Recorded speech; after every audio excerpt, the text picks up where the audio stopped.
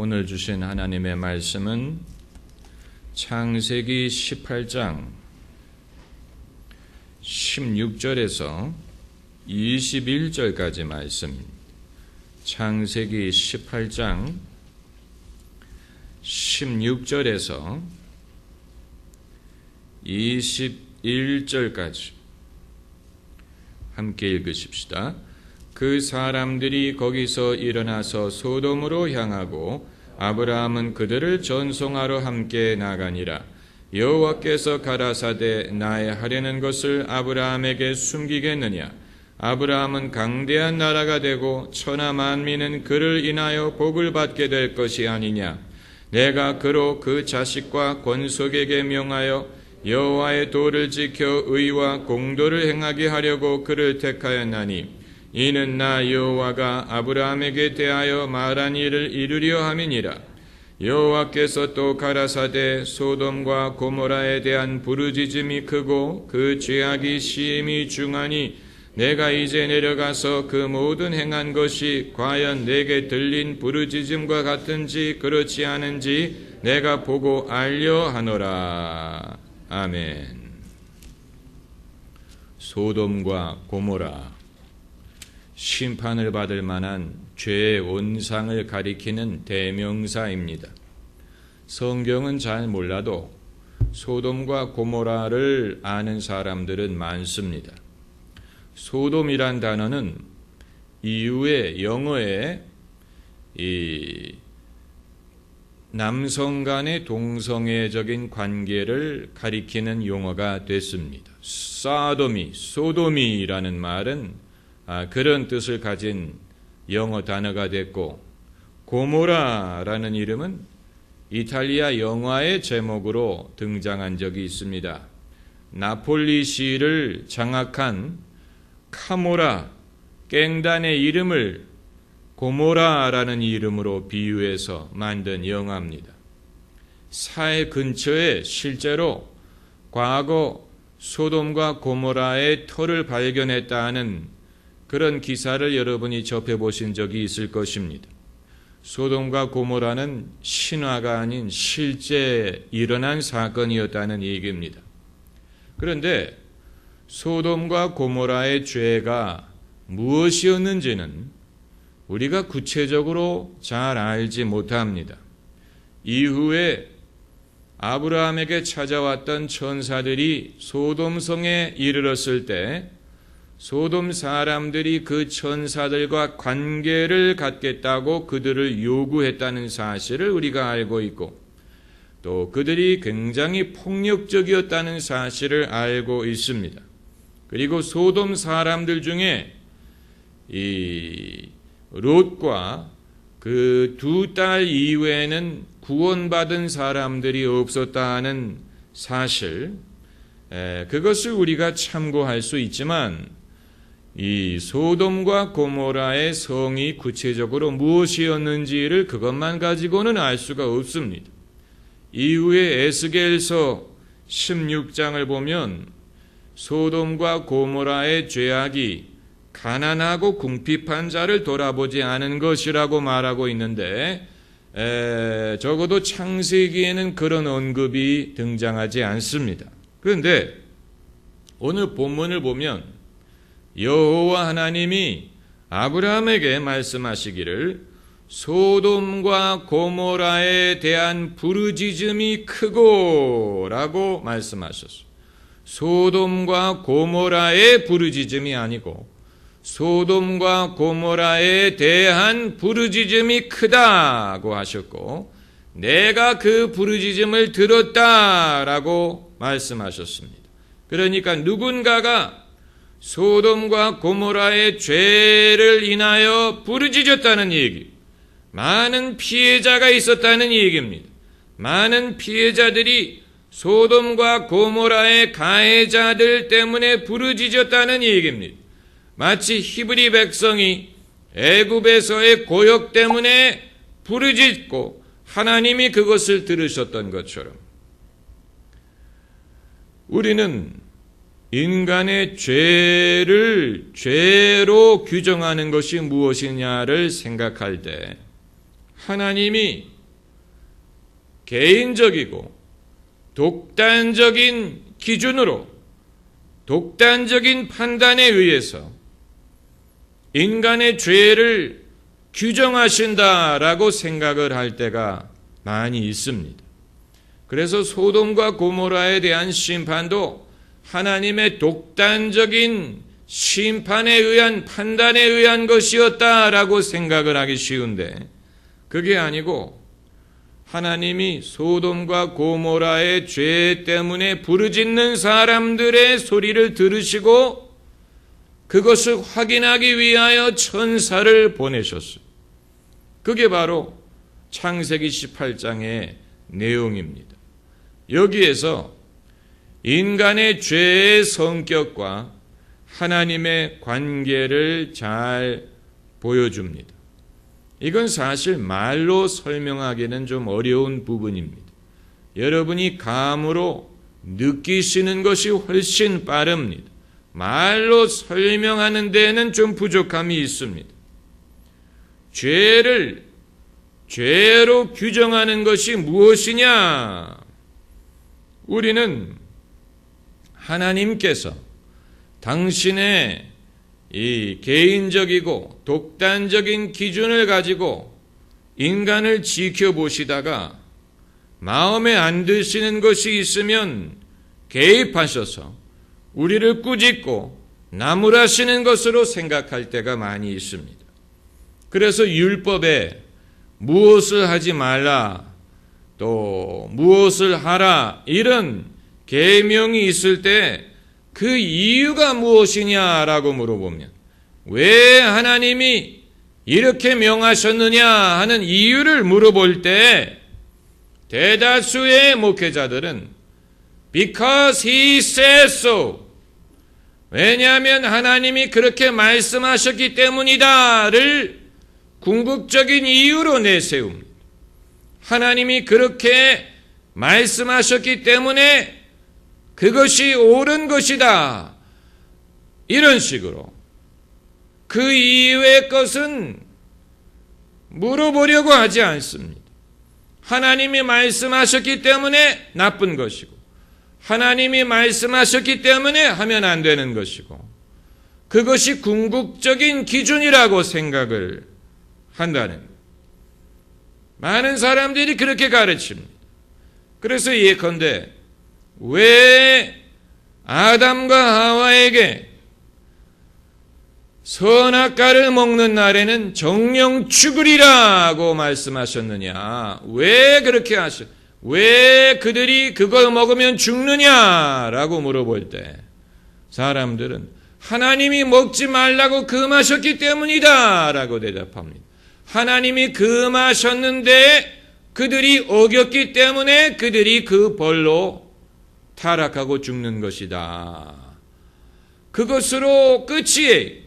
더 이상 알아보려고 하지 않습니다. 왜 하나님이 그걸 금하셨는지, 왜 선악을 알게 하는 나무의 열매를 먹으면 그들이 죽으리라고 하셨는지, 그걸 물어보는 것을 좋아하지 않고 그냥 하나님이 금하셨는데 사람들이 어겼기 때문에 그 벌로 죽는 것이다. 그것으로 족하다고 생각하는 사람들이 많아요. 그래서 죄를 죄로 규정하는 것은 하나님의 계명이다. Because he says so. 그것이 족하다고 생각하는 사람들이 많이 있지요. 그것만으로 족하다고 생각을 하고 성경이 그렇게 가르친다고 생각을 하는 모양입니다만은 성경은 그렇게 가르치고 있지 않습니다. 하나님이 그렇게 명하셨기 때문에 하면 안 된다라고 말하고 있지 않습니다. 적어도 우리가 성경을 연구하면 그 사실을 깨닫게 됩니다. 하나님이 무엇을 명하셨을 때에는 당신의 의지, 당신의 뜻도 작용을 하지만 그것이 해당하는 사람들의 사정과 그들의 형편과 그들의 필요와 이것을 하나님이 전혀 고려하지 않고 당신의 독단적인 뜻대로 이거 하지 말아라, 이렇게 해라 라고 명하신 것이 아니라는 얘기예요. 예컨대 모세 율법에 이스라엘 백성들이 먹어서는 안 되는 많은 것들에 대한 규례가 나와 있는데 이스라엘 백성이 그것을 먹지 않는다고 해서 하나님에게 유익될 것은 아무것도 없어요. 무슨 돼지든 비늘이 없는 바다 짐승이든 이런 것을 이스라엘 백성이 먹지 않음으로 해서 하나님이 영광을 받으실 만한 이유는 아무것도 없어요. 그렇다면 하나님이 그것을 금하신 이유는 당신의 백성들의 어떤 사정, 그 당시의 정황, 또 위생, 또 그것이 그들의 신앙에 미치는 영향, 이런 것을 하나님이 고려하시고 그런 것 때문에 금하시고 명령하신 것이라고 생각할 수 있는, 얼마든지 그렇게 생각할 수 있는데, 그러나 사람들은 그걸 알려고 하지 않고 그냥 하나님이 하지 말라고 했기 때문에 하면 안 된다, 이것으로 족하다고 생각하는 사람들이 많이 있다는 것이죠. 이 모세 율법을 보면 우리가 평소에 이 선과 악의 기준으로는 결코 이해할 수 없는 것들이 많이 있습니다. 예를 들어서 나무로 만든 그릇을 그게 부정하게 됐을 경우에는 물 속에 얼마 동안 담가놓고 씻으라. 여러분, 이게 하나님의 영광을 위한 규례 같습니까? 사람이 나무 그릇을 씻음으로 하나님이 무슨 영광을 받으실 일이 있습니까? 그러면 하나님이 영광을 더 많이 받으시려면 우리가 설거지를 하면 됩니다. 영광, 영광, 영광, 할렐루야. 이 설거지를 할수록 하나님이 영광을 받으시겠네. 그게 아니지요. 하나님의 만족을 위하여 그릇을 씻으라고 명하신 것 같지는 않아요. 어떻게 보면 그때까지만 하더라도 인간은 위생, 질병, 병의 원인, 이런 것에 대해서 완전히 무지한 상태에 있었는지도 몰라요.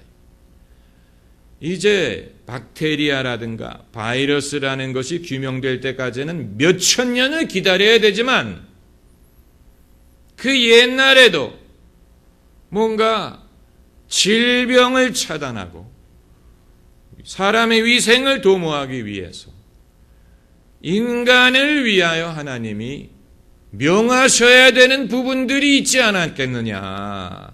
이렇게 보면 하나님의 말씀이 이해가 되고 납득이 되고 믿어지지요.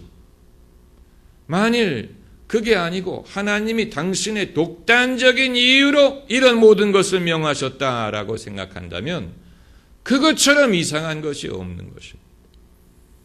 또 모세 율법을 보면 자식이 부모의 말을 듣지 않으면 성의 장로들이 그를 성 밖으로 데리고 나가서 돌로 쳐서 죽일지니라는 구절이 있어요. 여러분, 만일 그 구절을 문자 그대로 한번 실천을 해봅시다. 누가 먼저 시작할까요? 만일 우리가 그대로 하면 아마 씨가 마를 겁니다. 대한민국의 씨가 말라요. 말 안 듣는 자식 전부 다 돌로 때려 죽여야 되니까. 그러니까 그 당시의 정황과 그 당시의 문화를 고려하지 않고는 그러한 말씀을 우리가 이해할 수가 없습니다. 왜냐하면 그걸 문자 그대로 적용하는 사람은 아무도 없기 때문에 그 당시에도 사람들이 그것을 적용했는지 우리가 알 수 없어요. 그러나 한 가지 분명한 것은 지금은 어느 누구도 그것을 문자 그대로 적용하지 않아요. 그렇다고 해서 그 말씀이 하나님의 말씀이 아니다라고 말할 수 있는 것도 아니에요. 그렇기 때문에 하나님이 인간에게 명하신 이런 계명들은 하나님의 이유도 있지만 사람이 납득할 만한 충분한 이유가 없는 것은 하나도 없다는 얘기가 되는 것입니다. 사람이 납득할 수 없는, 사람을 위한 하나님의 배려가 없는 계명은 없다는 결론을 내리게 됩니다. 그 대표적인 계명이 안식일에 대한 계명입니다. 안식일, 너희는 안식일을 거룩하게 지켜라. 이것이 누구를 위한 계명이에요? 하나님을 위한 계명입니까? 사람을 위한 계명입니까? 표면적으로는 하나님을 위한 계명처럼 보여요. 그래서 이스라엘 백성들은 예수께서 안식일날 병자 고치는 것을 싫어하고 반대하고 핍박했어요. 왜 안식일날 해서는 안 되는 일을 하느냐? 그때 예수님이 하신 귀중한 말씀이 사람이 안식일을 위한 게 아니고 안식일이 사람을 위한 것이다. 아마 그 이전에는 그렇게 그 계명을 이해한 사람이 없었다는 얘기입니까? 그렇다고 생각되지 않죠. 안식일 규례는 사람에게는 복음이, 노동자들이 적어도 일주일에 하루는 쉴 수 있게 됐으니까 하나님께서 명령하신 것이기 때문에 무슨 노조가 뭐 데모를 하고 그래가지고 얻어낸 합의가 아니에요. 노조가 회사와 대립해가지고 우리에게 쉴 권리를 달라 뭐 이렇게 해서 얻어낸 것이 아닙니다. 하나님이 명령하셔서 이스라엘 백성은 자유인이든 종이든 남종이든 여종이든 객이든 이방인이든 아들이든 딸이든 안식일은 일하지 말라 하고 명령하셨기 때문에 그 계명 때문에 모든 일하는 사람, 모든 노동자, 일꾼 이들이 일주일에 하루를 쉴 수 있는 자유를 얻게 됐어요. 안식일 규례는 그러므로 누구를 위한 것입니까? 사람을 위하시는 하나님의 배려와 하나님의 섭리를 생각하지 않고는 하나님이 인간에게 주신 이 모든 율법의 이유를 우리가 납득할 수가 없는 거죠. 그냥 하나님이 명령하셨기 때문에 우리가 지켜야 된다. 이렇게만 해석하게 되면 그건 오히려 하나님의 선한 뜻과 지혜를 보지 못하게 만들고 하나님을 폭군으로 생각하게 만들고 하나님의 섭리를 알지 못하게 만들고 결국은 하나님으로부터 멀어지게 만드는 결과를 낳을 수밖에 없습니다. 그런 이유 때문에 신앙을 멀리할 수밖에 없는 사람들이 세상에는 많이 있어요. 왜냐하면 그들이 성경 말씀을 듣고 또 윤리와 도덕과 율법에 대해서 들을 때 적어도 그들의 머릿속에는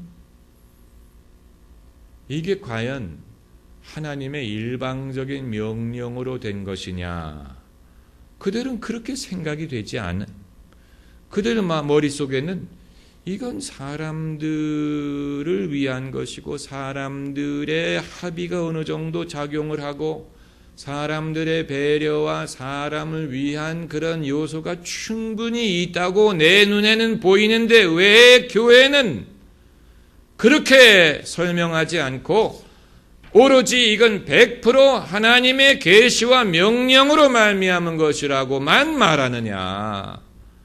그렇다면 나는 그들의 교리를 받아들일 수 없다. 그래서 나는 믿지 못하겠다라고 생각하는 사람들이 얼마나 많은지 몰라요. 전혀 불필요한 일이죠. 전혀 불필요한 일입니다. 오늘 본문도 마찬가지. 왜 하나님이 소돔과 고모라를 심판하셨느냐? 그 이유가 짧은 구절에 담겨져 있는데 그게 바로 이 21절에 내가 이제 내려가서 그 모든 행한 것이 과연 내게 들린 부르짖음과 같은지 그렇지 않은지. 부르짖음! 사람들이 소돔과 고모라의 행악에 대해서 부르짖었어요. 20절에 소돔과 고모라에 대한 부르짖음이 크고 부르짖음이 컸다. 다시 말하면 하나님께서 소돔을 멸하시기로 작정하신 이유는 수평적인 면이 우선적으로 작용했다는 얘기입니다. 사람이 사람에게 잘못하는 것을 하나님이 보시고 그래서 수평적으로 시작된 행악이 하나님에게 행한 수직적인 행악으로 작용했다는 얘기. 그 순서가 수평적인 데에서 인간의 죄악이 시작되어서 수직적인 것으로 발전했다는 얘기. 그 반대가 아니고 수직적인 것에서 옳고 그름이 시작된 게 아니고 수평적인 사람이 사람에게 행하는 죄가 하나님에 대한 죄로 성립이 되었다는.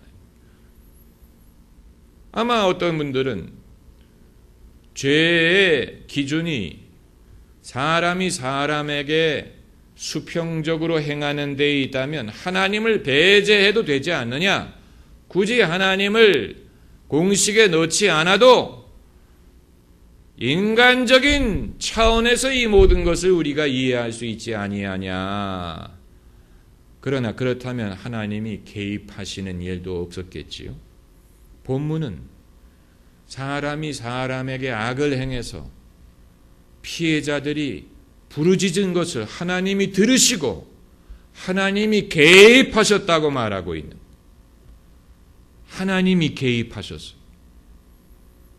사람이 사람에게 잘못한 것을 하나님이 보시고 그것을 온전화 하시고 노하시고 하나님이 이제 개입하셔서 소돔과 고모라를 멸하고자 하는 과정에서 아브라함에게 이것을 말씀하신 것입니다. 여기에 이제 선지자의 역할, 의인의 역할, 교회의 역할, 믿는 사람의 역할이 나오고 또 하나님의 그 최후의 긍휼의 가능성에 대한 원리가 나옵니다. 선지자의 역할은 무엇을 말하느냐? 이 17절에 나의 하려는 것을 아브라함에게 숨기겠느냐? 하나님께서 하시는 일을 선지자에게 알려주신다는 일. 사람에게, 선지자에게 숨기지 않고 하나님인 당신이 하시는 일을 선지자에게 알려주신다는 사실. 그리고 이 의인의 역할은 무엇이냐면 이 하나님께 간구하는 역할이. 아브라함이 소돔과 고모라를 위하여 하나님께 간구했어요. 그들에게 의인 50명이 있으면 멸하시겠습니까? 이런 식으로 의인이, 이 하나님께 간구할 수 있는 의인이 이 세상에 있다는 것이 얼마나 중요한가. 믿음의 역할, 기도의 역할, 그리고 최후의 긍휼의 가능성. 하나님께서 이 당신의 이 그 요구사항을 낮추셨어요. 처음에는 의인 50명이 있으면 멸하지 않겠다라고 하셨는데 점점 낮춰가지고 나중에는 몇 명까지 내려갔습니까? 의인 10명까지 내려갔어요. 10명. 그렇지 않습니까? 32절에 10인을 찾으면, 그러니까 이 하나님의 그 최후의 긍휼의 가능성은 언제든지 존재한다. 어느 선까지는. 만일 소돔에 의인 10명이 있었으면 하나님이 긍휼을 베풀었을 것입니다. 다만 그게 없었지요. 그렇기 때문에 하나님이 치신 것인데, 이러한 어떤 그 하나님이 심판하시기 전에 긍휼의 가능성이 존재한다는 사실을 우리가 알아야 되고, 이런 여러 가지 이제 그 많은 신학적인 요소들이 여기에 있습니다. 그렇다면 소돔과 고모라 사건뿐만이 아니고 거의 모든 윤리 규정에도 비슷하게 이해할 수 있지 않겠느냐고 생각을 해볼 수가 있지요. 하나님께서 사람에게 명하신 대다수의 계명은 하나님의 만족을 위한 게 아니에요. 하나님의 만족을 위하여 이런 모든 것을 명하신 게 아니고 결국은 사람을 위한, 사람이 사람과 더불어 살게 하기 위하여 명하신 것이, 그 관점에서 이해할 때 이해가 됩니다. 왜 하나님이 이런 세세한 것까지 간섭하실까? 그건 사람이 사람에게 잘못하는 것은 하나님에게 잘못하는 것이 되기 때문에 그렇습니다. 소자에게 잘못하는 것도 하나님에게 잘못하는 것이 됩니다.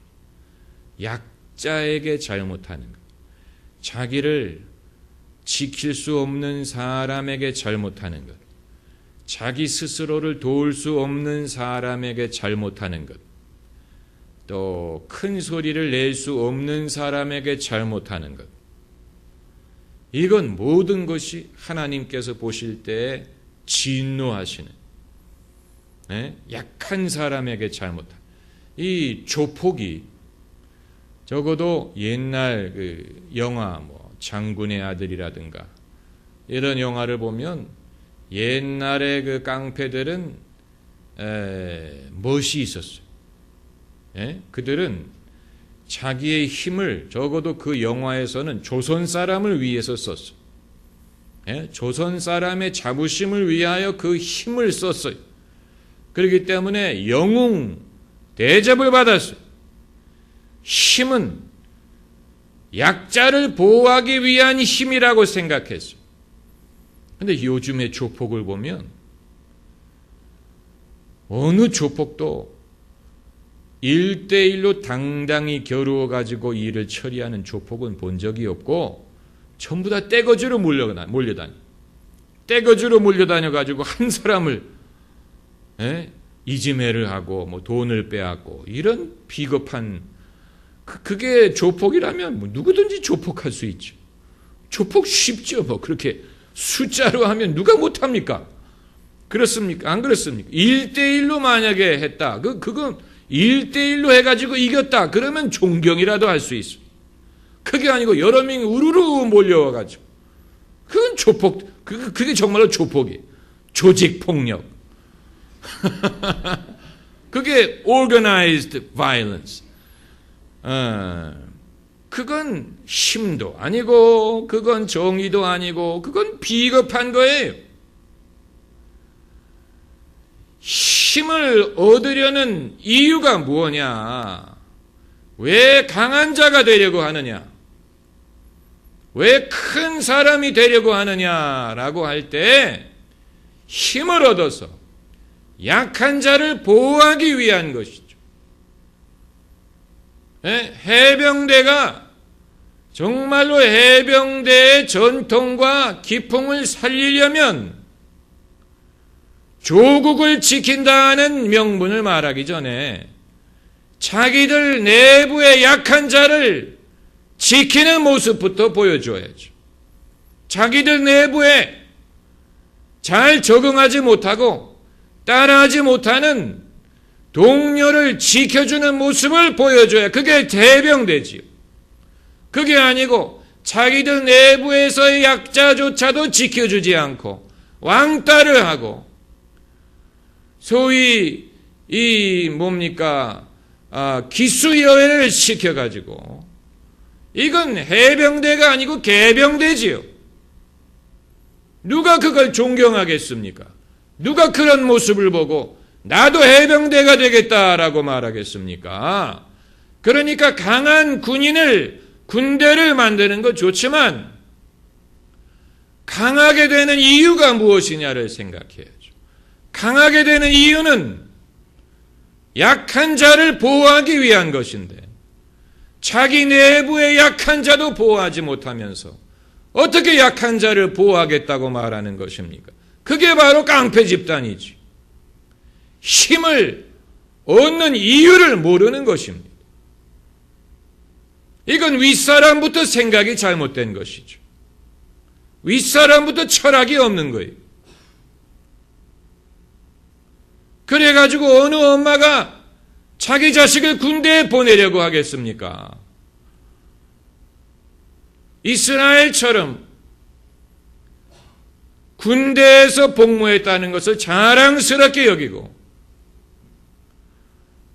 군인이 군복을 입고 길에서 히치하이크를 하면 모든 이스라엘 사람들이 태워줘요. 왜냐하면 자기 자식도 군대에 있기 때문에.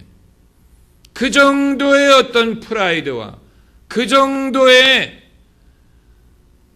이 단합심이 있어야 되는데 대한민국은 군대에 가는 것은 마치 교도소에 복역하는 것과 비슷해요. 군대에 가는 청년들이 그 2년의 세월이 교도소에 갇힌 세월처럼 생각해. 잃어버리는 인생이라고 생각해. 이런 미련한 일이 어디 있습니까? 인생의 가장 귀한 20대 초반, 10대 말의 이 귀한 시간을 국가를 위하여 바치는 젊은이들을 위하여 군대 병영 문화가 유익하고 이후에 이들의 장래에 보탬이 되고 군대에 가서 귀중한 것을 배우고 또 자부심을 갖고 이렇게 해주지 못하고 그 시간을 완전히 허비하는 시간, 잃어버리는 시간으로 만들게 하는 어른들이 바보스러운 것입니다. 지도자들이 바보스러운 것입니다. 전쟁이 나면 죽는 것은 젊은이들이고 나이 든 사람은 말로 전쟁을 하지 입으로 전쟁을 수행합니다. 피를 흘리는 것은 젊은이들이에요. 그러나 그 늙은이들이 정말로 젊은이들에게 유익이 될 만한 병영 문화를 만들 생각을 하지 못하고 나도 군대 다닐 때 그랬으니까 너희도 그래라. 이래가지고서는 국가가 발전할 수가 없는 것입니다. 우리나라는 참 미련한 국가예요. 미련한 면이 많아요. 지도자들의 차원에서 미련해. 도대체 국민을 위해서 어떤 것이 유익한 것을 생각을 하려고 하질 않아요. 나서서 말하지를 않아요.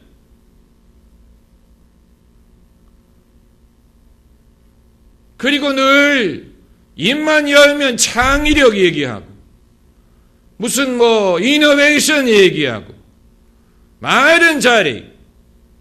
정말로 창의력을 원하면 청소년에게 개성을 인정해주고 그들의 개성을 살려주고 개인의 의견을 존중해야 되는데 그거는 하지 않고 집단에 맞춰라, 적응해라, 따라해라 이렇게 말하면서 그러면서 입만 열면 창의력 그 창의력이 어디서 옵니까? 학교에서 창의력을 가르친다고 애들이 창의력이 생길 것 같습니까? 무슨 창의력이 교과서 이름이에요? 창의력 교과서를 읽으면 창의력이 생깁니까? 이런 미련한 사람들이 어디 있어요? 정말로 미련한 사람들 많아요. 적어도 옛날에는 예수 믿는 사람들이 선구자적인 마인드를 가지고 국민을 계몽시키고 앞길을 제시했는데, 이 시대에는 예수 믿는 사람들은 많아졌는데 예수 믿는 사람들이 생각하는 것도 세상 사람들하고 똑같아요. 예수 믿는 사람들이 나서서 자기의 소신을 말하려고 하지 않습니다. 그래서 이제 여기에서 이제 이 하나님의 계명, 죄를 죄로 규명하는 하나님의 계명이 어떻게 시작했느냐, 어떻게 비롯됐느냐, 이걸 이제 우리가 생각을 하고자 하는 것입니다.